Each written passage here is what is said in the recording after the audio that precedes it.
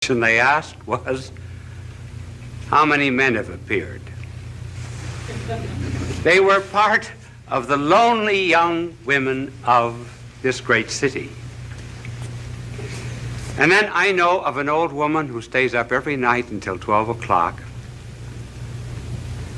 to hear the announcer say, "We are now signing off. Good night, and have a good sleep." That relieves her of her loneliness. There was really and truly, a woman wrote to me and told me that my program was the only one to which her cat ever listened. So our subject tonight has to do, to some extent, with loneliness. It affects all ages. Children are lonely. 5 million of them belong to divorced parents in this country. Boys get lonely. That's why they join gangs, because they get power which they do not individually have. Young girls are lonely when they get a pimple on the nose. Older girls are more lonely still when the boy treats them as a glass, throws the glass aside after he has taken the drink. They find then that they're just a replaceable part in the great erotic IBM machine. Their loneliness increases. Then there's the loneliness of leadership, being the top man on the totem pole. There's the loneliness of being at the bottom of the totem pole, because you're just one of the masses. You're apt to lose your personality. The loneliness sometimes of marriage, where all the jokes have been told. There's no new event to narrate. And it's the terrible solitude of being alone together. And then even when it does remain fine and noble and rich, even in moments of greatest unity, there is a feeling of apartness after such an ecstasy. One hopes to completely submerge oneself, and yet one finds oneself back again. The hypochondriacs, of course, are lonely. And so we were asked to talk on this program about this subject of loneliness. And I'm going to give, after these facts, which we have just narrated, I'm going to give first the causes, and then I'm going to suggest some remedies. Now, I didn't know whether to use the blackboard or not. My angel is here, and I cannot think of any diagram that I could use. Just write causes on the board. So I'm afraid I will not be able to use my angel, but just before I came on the program, he wanted to know if I would play a game of golf with him tomorrow. And I told him that I was not old enough for golf because I play tennis twice a week. When I get old, I am going to play golf, and I'm going to have a wagon, too, to take me around from hole to hole. But he was telling me that the other day he was playing golf, and he drove off 225-yard hole it was, and the ball went right into the cup. And he looked up to heaven and he said, "Dear Lord, let me do this by myself." He's not a lonely angel, as you see.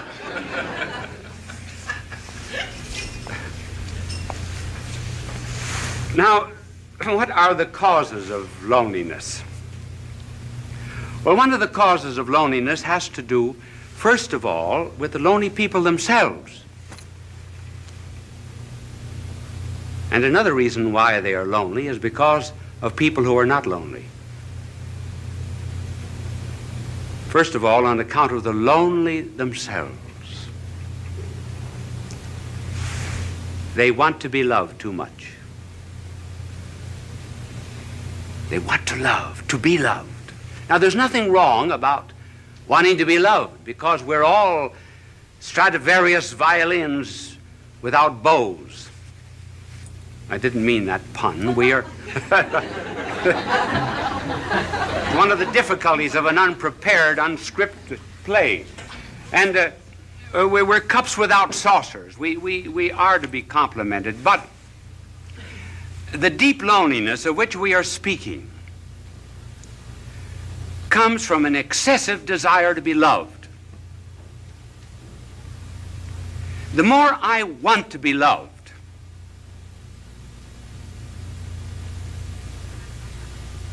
the less I am loved. The less I'm loved, the less lovable I become. The less lovable I become, the less I am capable of loving others.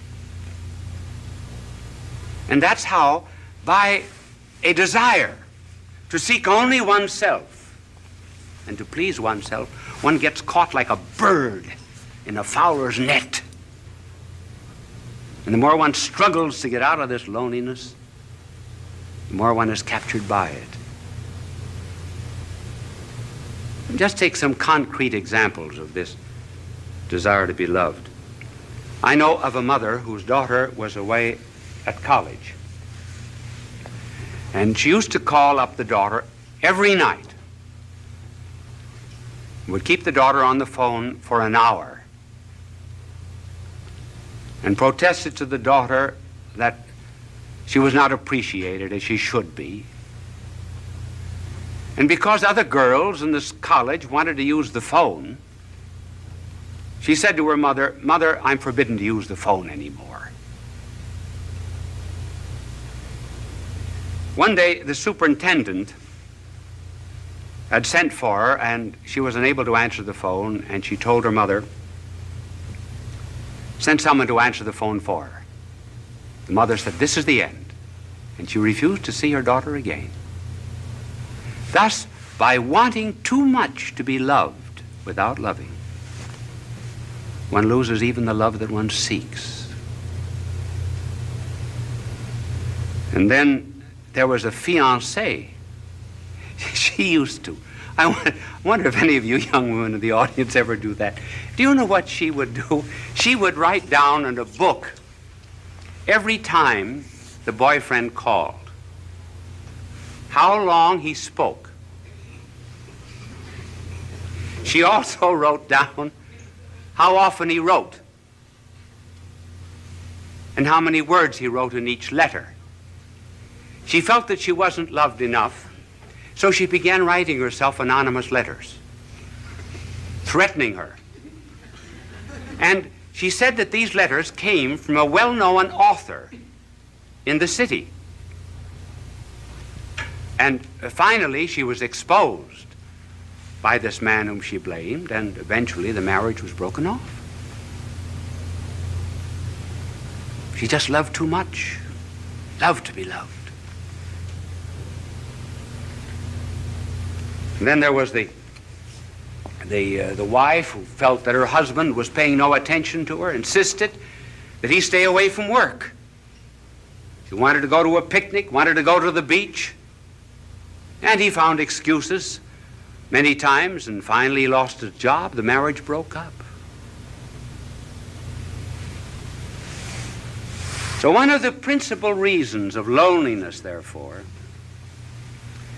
is this egotism which seeks only oneself.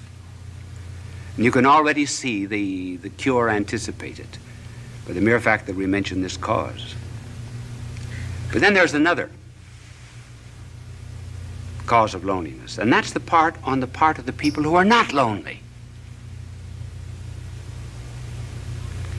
They do not bring any love to these people.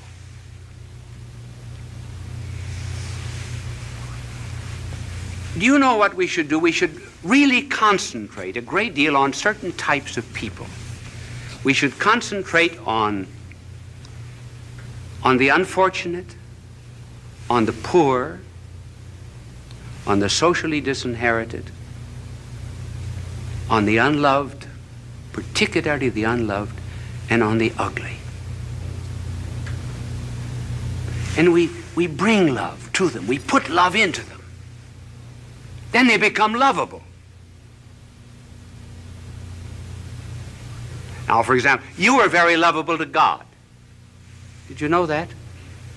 You say, well, what is there in me to love? Nothing. But he put his love into you. That's why you're lovable. And that's what we have to do with other people. And so the loneliness of these people is increased also because the rest of us will not listen to them. Listening is a therapeutic. There was a psychologist who formulated a marriage case that involved sexual, financial, social, and legal complications. He went to 100 clergymen and 100 priests to present the story, and he carried a stopwatch with him. Do you know how long they listened? The average was 2.5 minutes. Then off-the-cuff answer. They refused to listen. They refused to care. George Bernard Shaw has something rather good on that subject.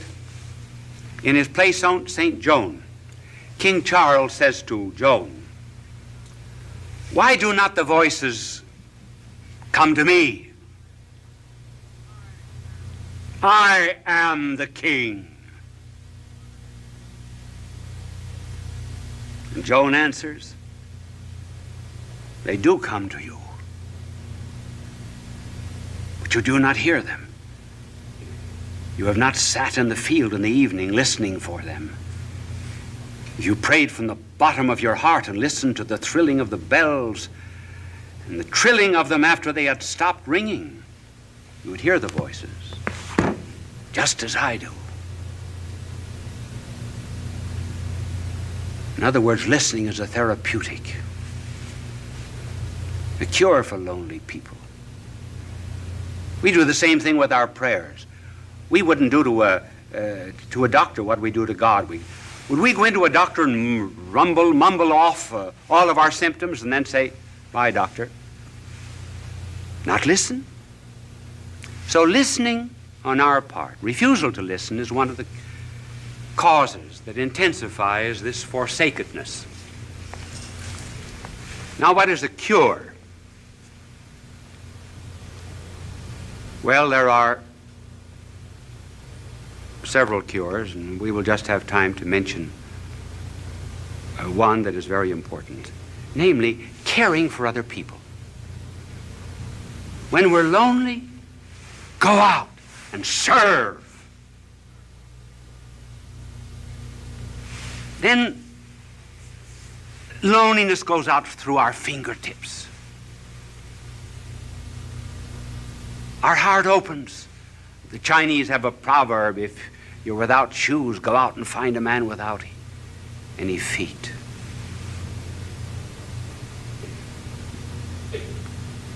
Caring for others. I remember when I first went to Europe to study, to do my university work as a young priest. The first Christmas I was lonely. I was really lonesome. I think it was the only time in my life I was lonesome.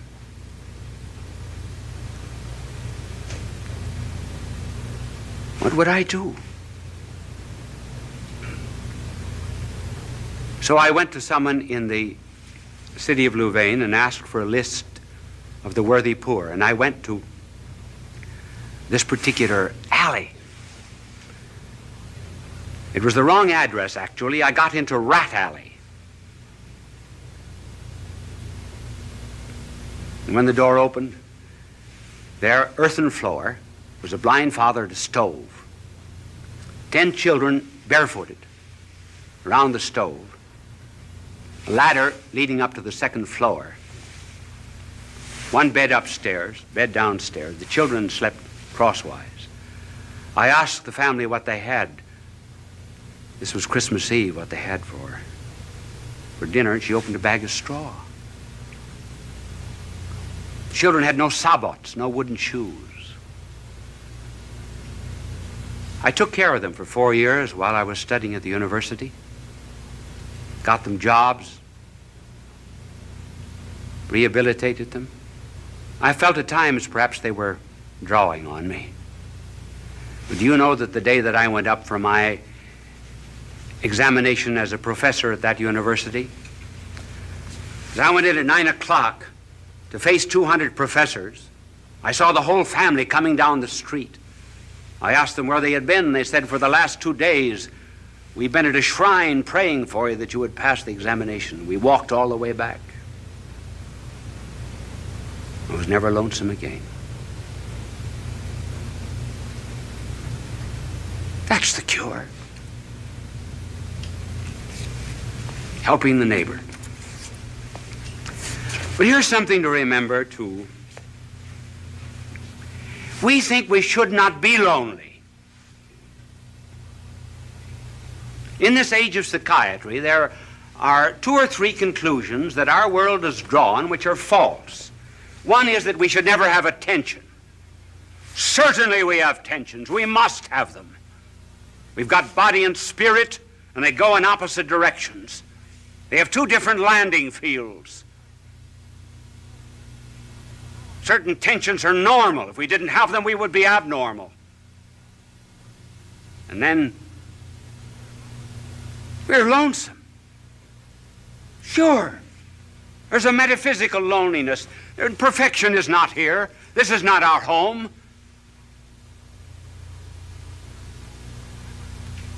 I've got something that I want in my heart that nothing on this earth can satisfy, and nothing can satisfy you either. And we know it very well. So what's the cause of this loneliness? What are we looking for? Well, we say we're looking for God. Yes. But then I know what you will answer. What does God know about loneliness? Now that's a good question.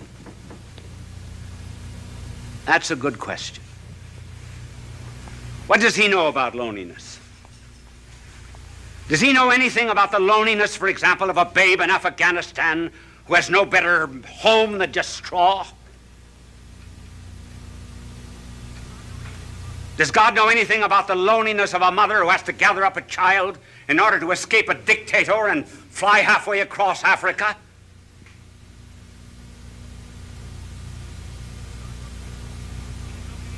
Does God know anything about the loneliness of a man that's born on the wrong side of the tracks?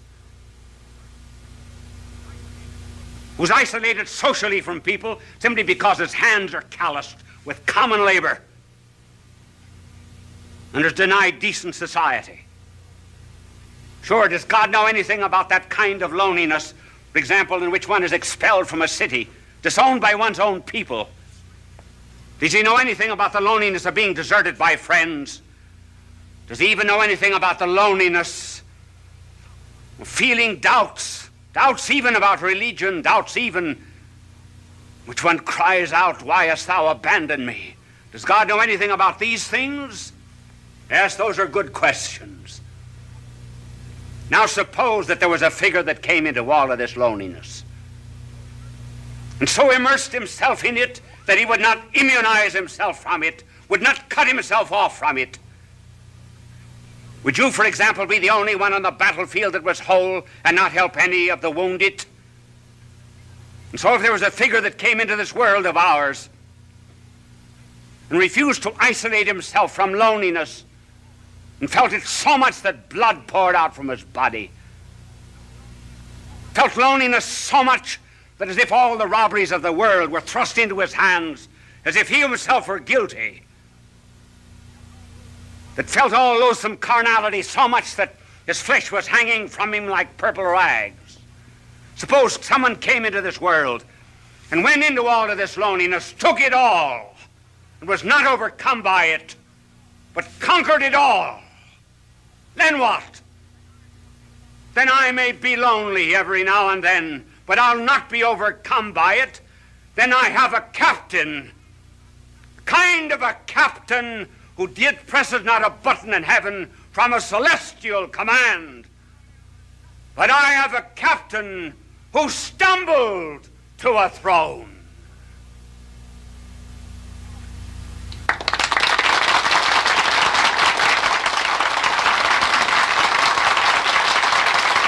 Bishop Sheen will return in a moment.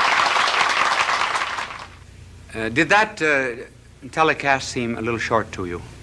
Actually, I was just informed that we were 1 minute short. Now, I have a clock before me over there, and I keep my eyes on it.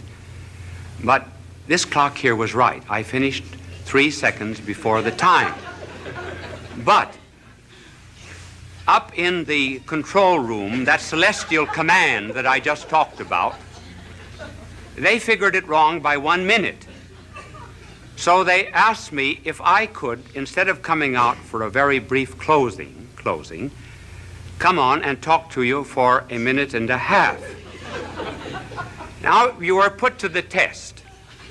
If that telecast seemed very short, you are enjoying it. We would say time passed like anything. If you were not enjoying it, it seemed very, very long. As a matter of fact, this 1.5 minutes will seem interminable to you. Now, I want to tell you, my good people, that I have to leave you now. Are you a bit lonely? I am. I'm lonely too. Bye now, and God love you. Fulton.j.sheen is indeed a man for all seasons.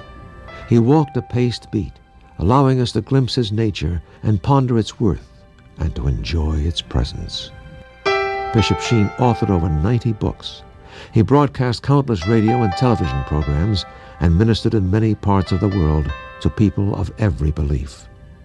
As he said many times, it is not a unity of religion we plead for, but a unity of religious people. We may not be able to meet in the same pew, but we can meet on our knees. The bishop wrote 94 books, recorded countless radio shows, and appeared on hundreds of network and syndicated television programs. His legacy is... And when they finally came up to the front row, where I could see them very well, I leaned over and I said to one of them, I said, "What's the idea of taking up a collection during this lecture?" He said, "To get better speakers for next year."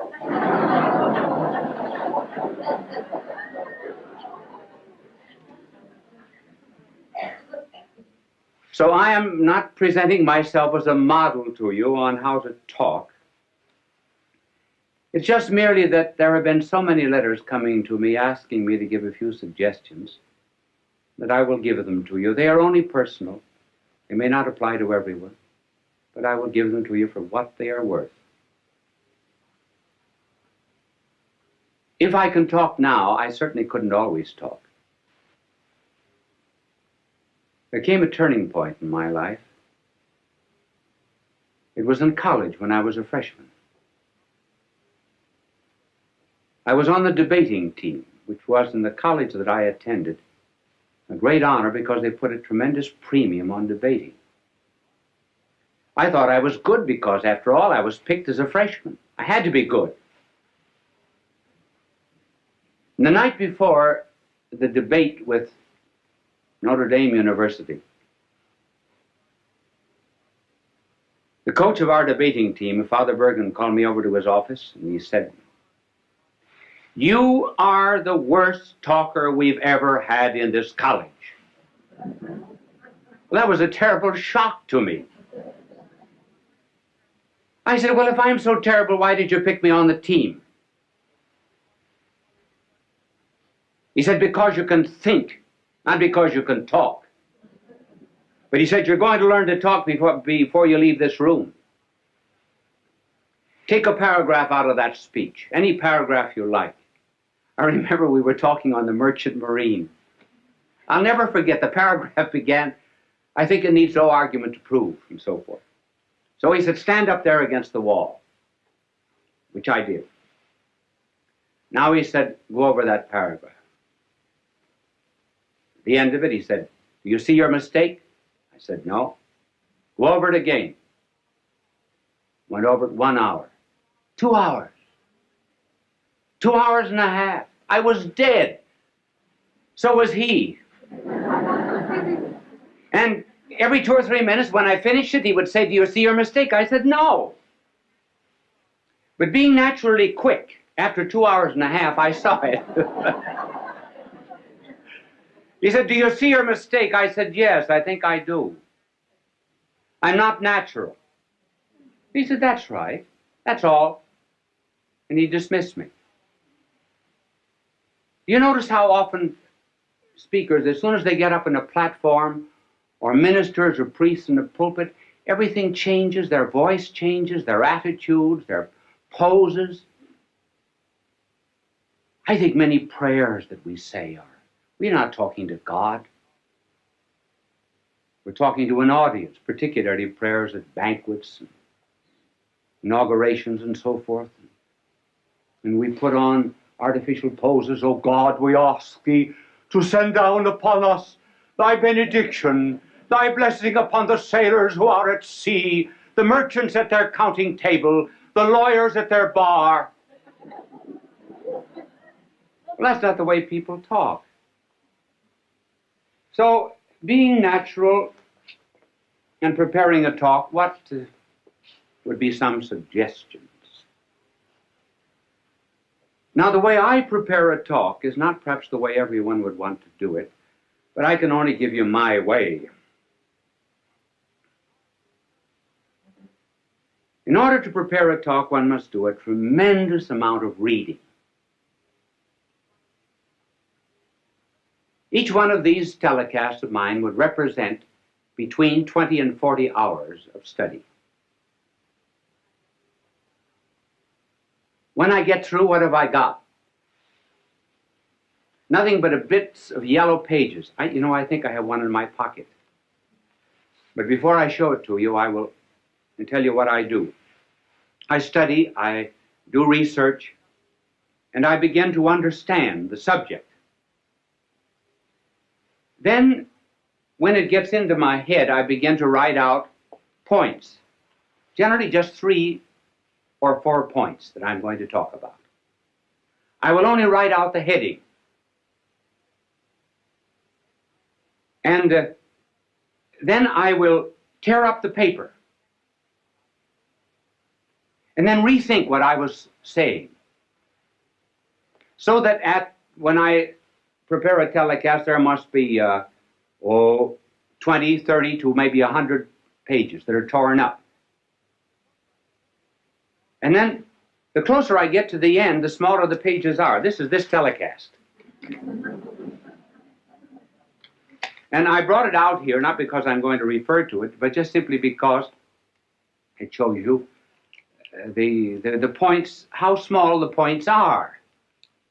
And by doing a tremendous amount of study, the mind creates an atmosphere for the talk. There is much more air round about us than ever gets into the lung.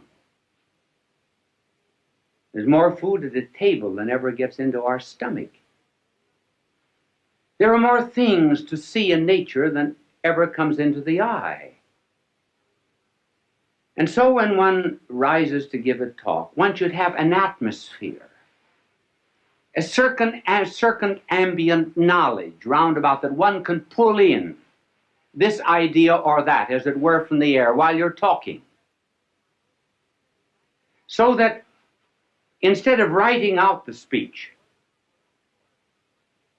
word for word beforehand, and then memorizing it like this, one thinks it from the head out. That's the reason you tear up the paper, so you don't have any information. You have to think it. Then you write down the ideas again. Well, by the time you get up to talk, you've already given the speech 10 or 15 times. And incidentally, it isn't a bad idea sometimes to talk out loud. If you can find a place in this day and age where you can walk and talk out loud without being counted crazy. How often, for example, students are asked to explain something. They think they know the lesson. When they get up, it's not there. And why? Because they were consecrated and dedicated to a dead page. Never went through their mind.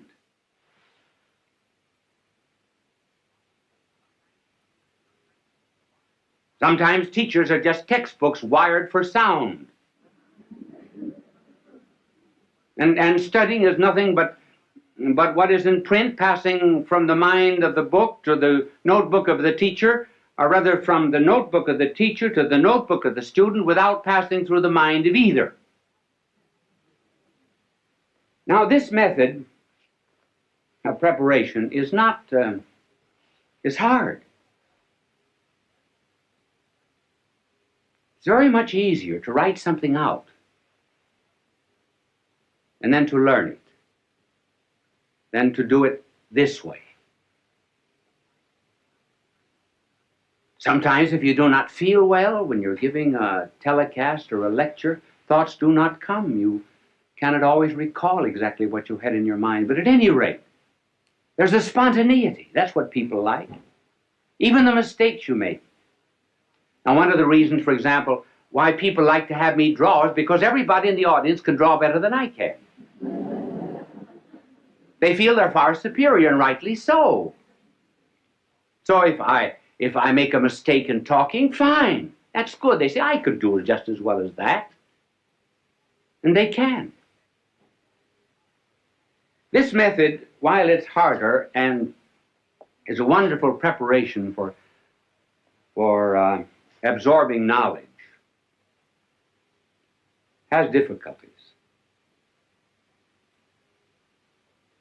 One difficulty is that there are some people who give speeches who must write them out.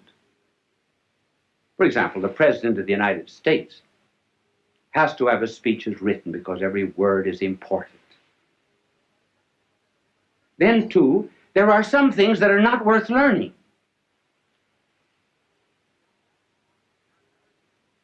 John Barrymore, for example, would commit all the lines of Shakespeare by heart. But when he played in comedies and cheap movies and so forth, he absolutely refused to learn anything. He wanted helps outside. Now that's why people on television have to have aids that are outside. I do not use any kind of aid on the outside. If I read anything, I have it written out. Now there are two main props that are used in television. And the first prop is what is called an idiot card.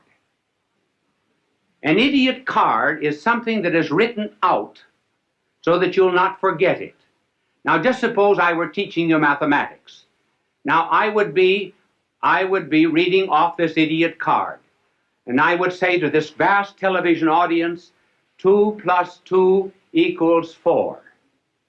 2 plus 1 equals 3. 3 plus 3 equals 6.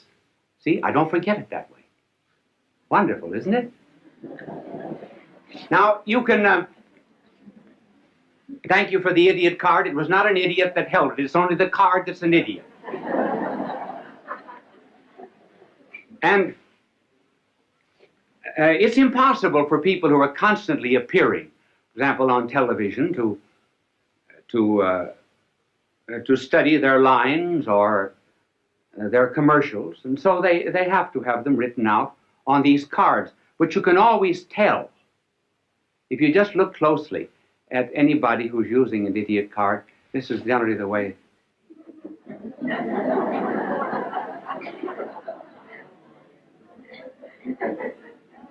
So do not be hard on them. If I were saying something that was not worth committing to study, I certainly would use one too. Now there's another prop which is better, and that is what is called a teleprompter. And a teleprompter will have a whole speech on it. For example, when you hear people giving speeches on television, 999 out of 1,000 are using a teleprompter if they do not have the paper before them. Many of the commercials which you hear are written on teleprompters. And a teleprompter rose. Now, I was watching a television show once where the teleprompter got caught. And that's kind of hard. Now, for example, if I were using a teleprompter and I didn't know my lines, now this is exactly what I would have written out. My name is Bishop Fulton J.Sheen. My address is 366 Fifth Avenue, New York. See, then I don't forget. Now, this is the teleprompter. These are some of the aids that are used in television, and television simply could not exist without them. And they are helpful, too, simply because one is apt to forget. Many times, you're standing before a television camera, momentarily I can't think of the next point. Well, I'll throw in a story or something till it comes back to me. You don't know it, but I do. I don't get too embarrassed. I don't get flustered because I can't remember it. I remember, I was giving a talk once in Ireland at the Eucharistic Congress. I've forgotten when it was, sometime, a long time ago. If there was ever a time in my life I wanted to do well, it was then. And I was reciting a poem that I know just as well as I know the Our Father. It was a poem written by an Irishman, Joseph Mary Plunkett. And the poem was, I see his blood upon the rose, and in the stars, the glory of his eyes.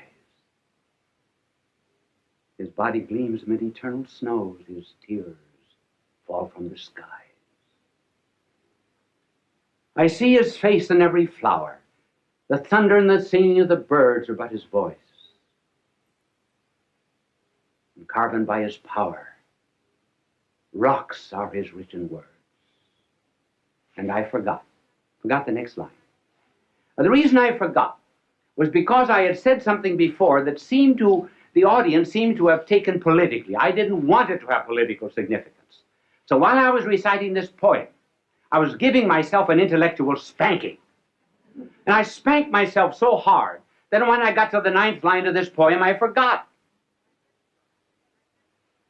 And I said to the audience, I forgot. Well, tremendous crowd there, tens of thousands of jaws dropped in disappointment. And when an Irish jaw drops, it collapses. So I had to get